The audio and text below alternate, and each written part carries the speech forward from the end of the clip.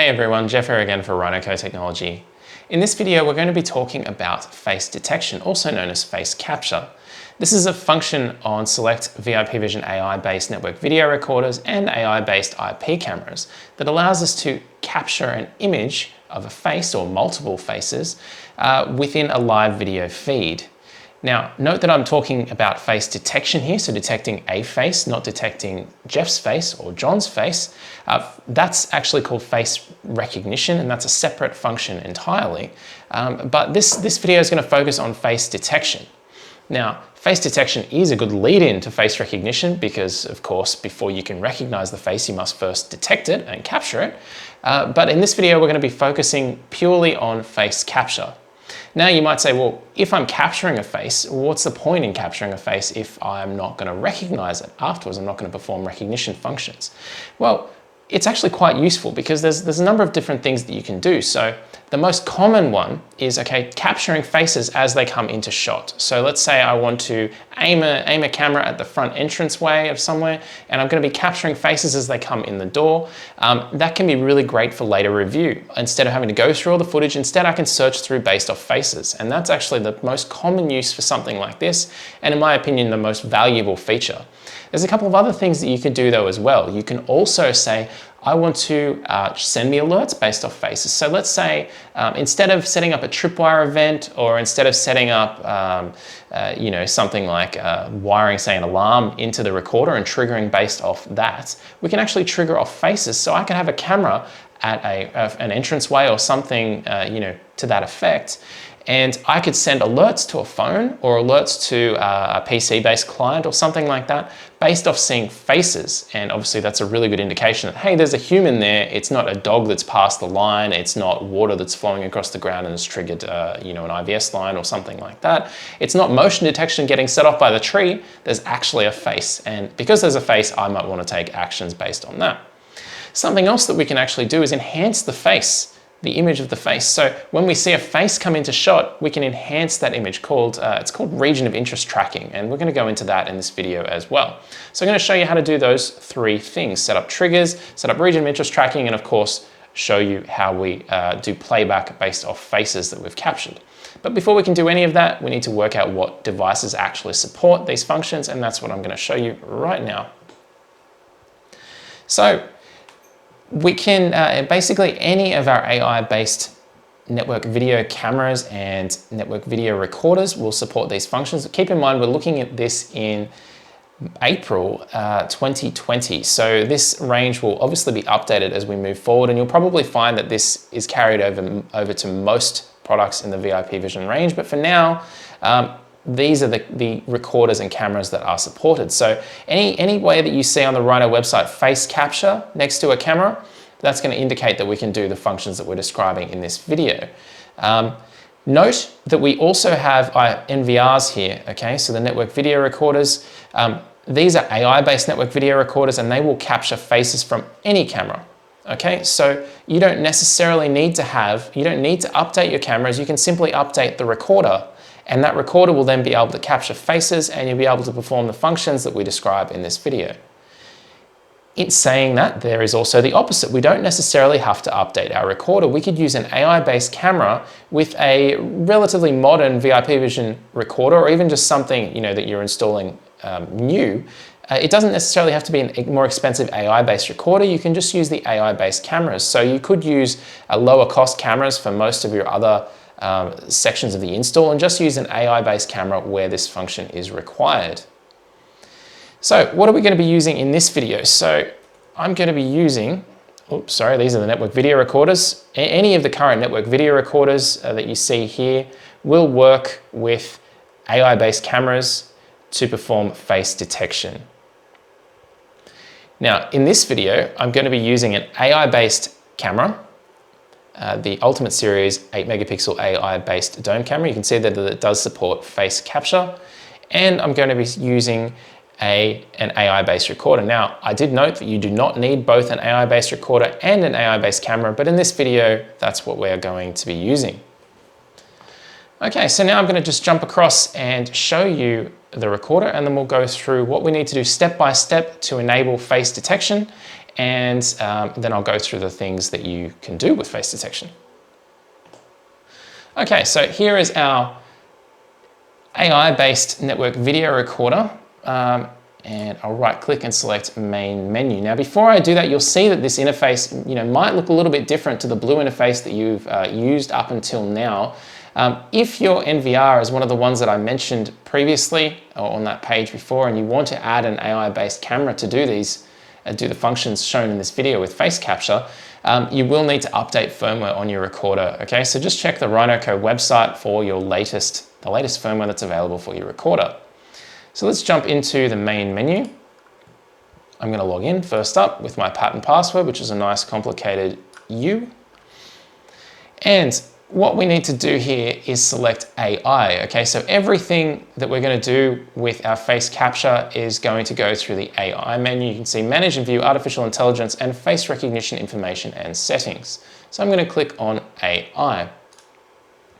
Now, the menu that you see here may vary depending on the features that are supported by your particular recorder, but in general, you'll have three sections. You'll have Smart Search, Parameters, and you may or may not have Database based off the recorder that you have, but you'll definitely have Smart Search and Parameters. So Smart Search is where we're going to use to review the faces that we detect later on, but for now, we actually need to set the parameters. So we're going to click on Parameters.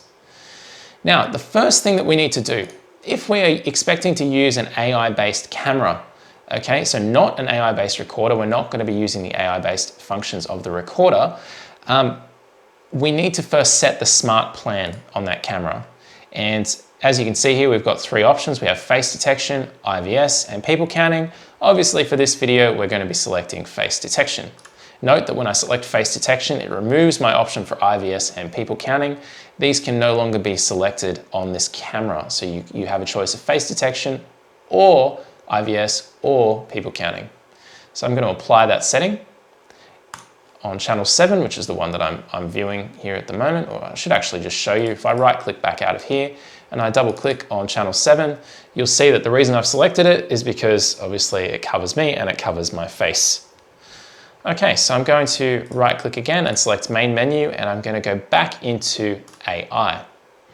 Now, the next thing that we need to select after we've set up our smart plan, assuming of course that we're doing this from the camera, we're going to be using the camera's AI. If we're using the recorder's based AI, we don't need to set this section. I'm going to select face detection.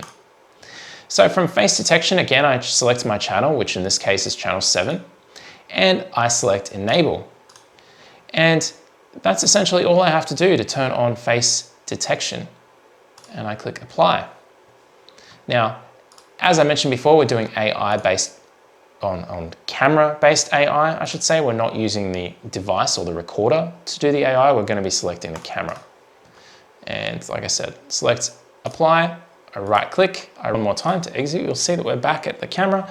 And you'll now note that there is a green box around my face, tracking my face. Now this indicates that we are detecting and capturing faces at the moment. And you'll see that it is reasonably sticky. If I go around left and right, you'll see that the green box follows my face, indicating that it's capturing that whole way through. And if I cover up my face and release it again, you'll note that the box disappears and comes back. Okay, so from there, we've indicated that we're now tracking a face, capturing the face, or detecting the face, and then capturing the face. What can you do with that? Well, as I mentioned, the most common thing to do is actually use it for playback. Now, there's a couple of different ways that we can do that. There's one that we can do it just straight from the main screen of the recorder when we're viewing the camera, and there's another easier way, or another extended way, I should say, using the AI menu of the recorder from the main menu. So let's jump back. And as I mentioned, you can still see my face here. Now, if I right click and go all the way down to preview mode, and you'll see at the moment we're set at general. Now from here we can select AI mode. Now this is not specific to face tracking, or face detection I should say, but it will indeed show us face detection. So if I click on there, you'll note that there's a number of interesting images of me that have been captured during this video. Now if I double click on one of them, you'll note that it'll actually go back into playback, and I can select play, and it will show me ducking in and out of the image. Now that's not particularly useful. Obviously, you're only seeing me in this image and it's a pretty boring room. So if I right click one more time, we're back here at the main menu. But what I want to do is actually show you on another camera, which has been capturing faces for some time, and demonstrate to you how this can be useful. Okay, so capturing faces and how this can make playback much easier. So what often happens in scenarios where, well, what can happen in certain scenarios is people don't remember necessarily what time the person that they're looking for on playback came in.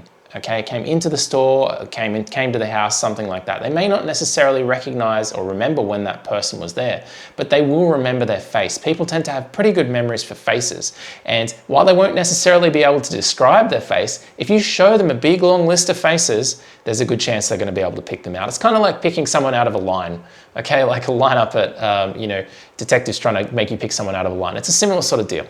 So if we switch back to the recorder, and I right click, and as I mentioned, I'm going to select main menu and I'm going to go back into our AI menu. Now we're still in the parameters section because that's where we set this up before. But if I switch from parameters and switch to smart search, and I could select channel 7, which is the one that we were operating on previously, and I can select smart search and it's going to show you every time that it saw my face. Okay, that's not particularly useful though.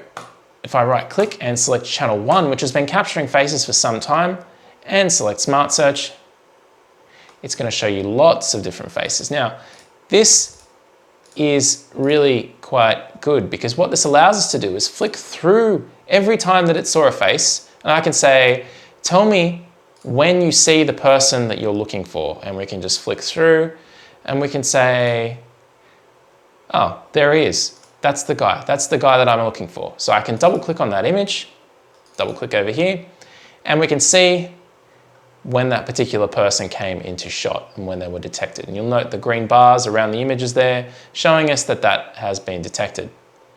So that's just showing you the power of this. Now, I'll just show you for another face, just to make sure that we're not singling out that particular guy.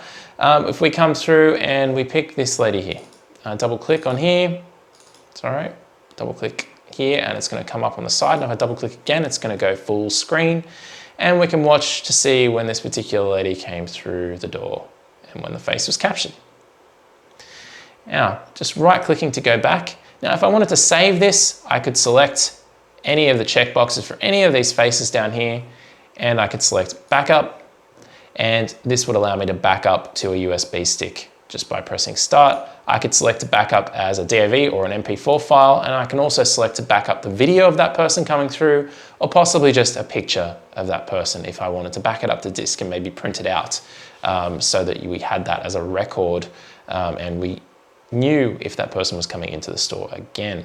So I'm going to right click to exit, and we'll select one more face because we're here. So we'll come over here and we'll double click this guy again. And we'll wait for this person to come through the door. And there you go. So as I mentioned, we're detecting faces, okay? We're not detecting Jeff's face or John's face or Jack's face. We're detecting a face, okay? And like I said, that just allows us to flick through a big long list of faces that we've seen come through that door and select the person that we're interested in. Now I'm going to right click to jump out of here and get back to the main section where it's tracking me again. So that's the primary function of face detection, okay?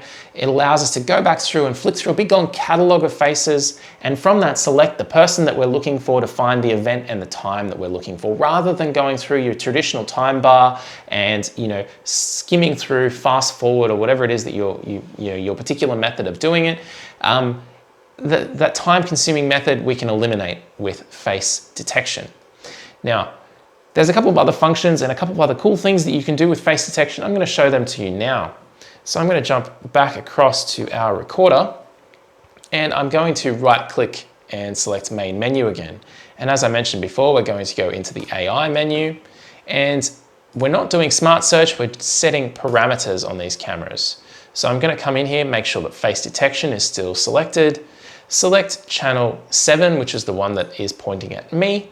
And there's a couple of functions here. So the first one I'm going to show you is triggers, essentially. Okay, so we can trigger things based off detecting a face. Okay, so from there I could do things like PTZ activation, so I could trigger a pan tilt zoom camera to go to a particular preset on detecting a face. Maybe if I see a face at an entrance, I want the pan tilt zoom camera to swing around and look at that area. I could trigger a tour, i.e. I could bring that camera up full screen on our display. That might be worthwhile doing if you've normally got the recorder set to a maybe a 16-way split, but every time you see a face, you want to see that come up full screen, and we can do that from here. We can do things like audio alerts, such as the buzzer or voice prompts, okay? So I could trigger a particular voice prompt to play every time I saw a face.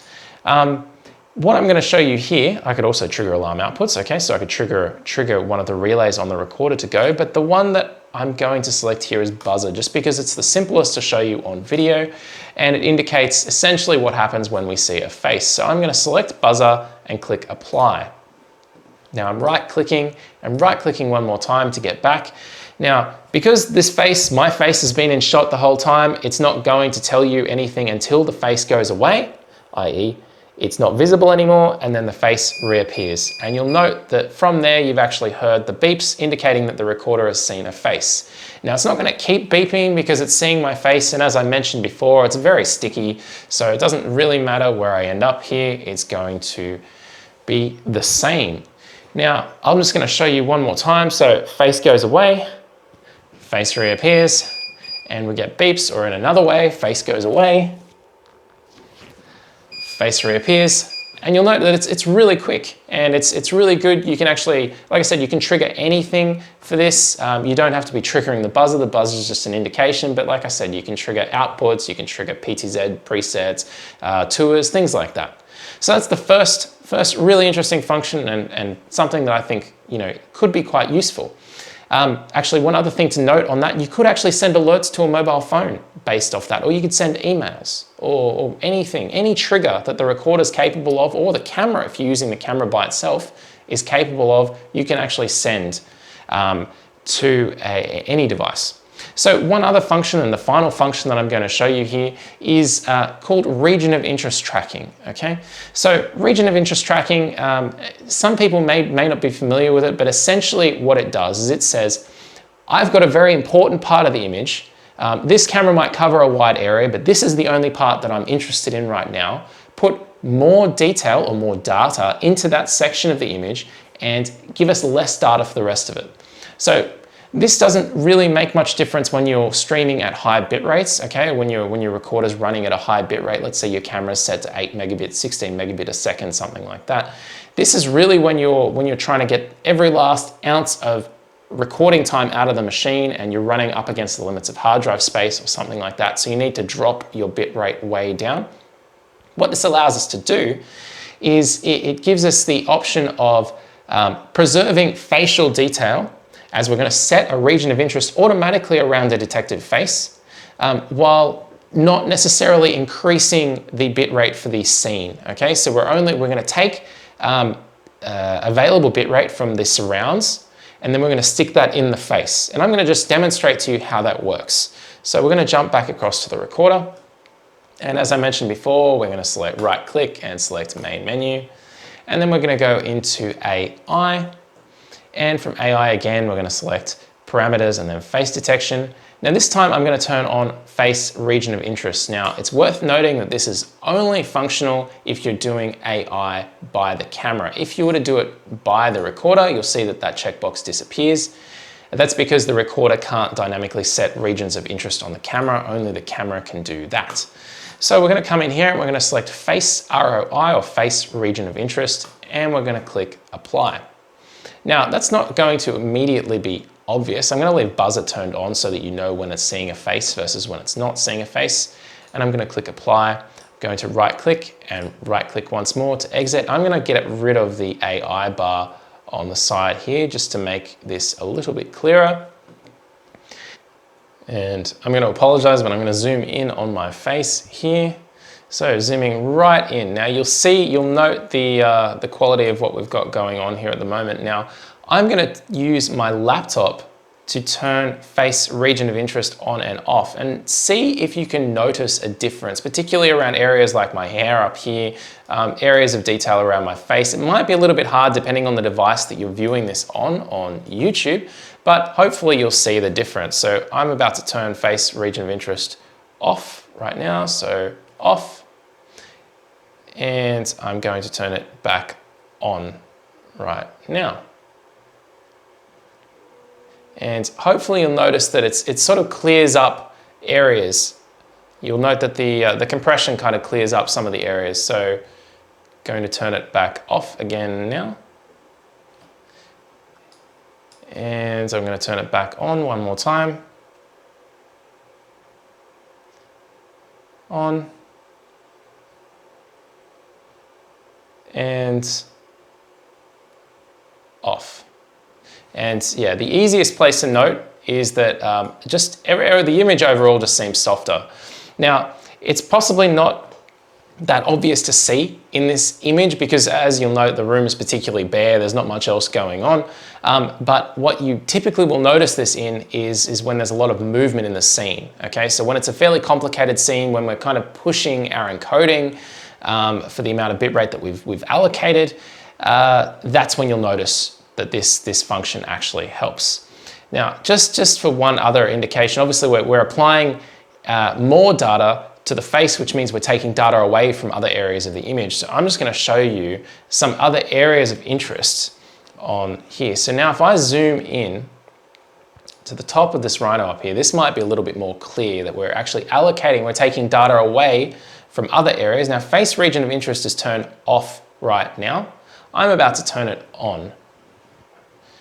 And it's on now, and hopefully you've seen that this area up here has become more fuzzy, i.e. we've taken data out of that. Now, it might not seem like such a big deal here, but it's really, you will notice it more in the field. So I'm about to turn it back off again, and you'll note that these areas start to clear up.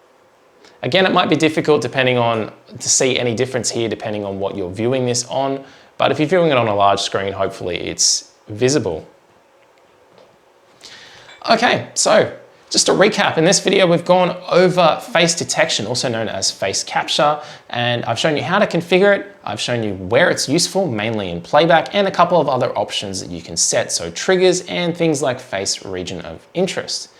If you've enjoyed this video, please feel free to hit that like button down below, subscribe if you like these sorts of videos or if you find them useful in any way, and if there's any comments, questions about this video or anything else that you'd like to see on this channel, feel free to leave a comment down below. Thanks for watching.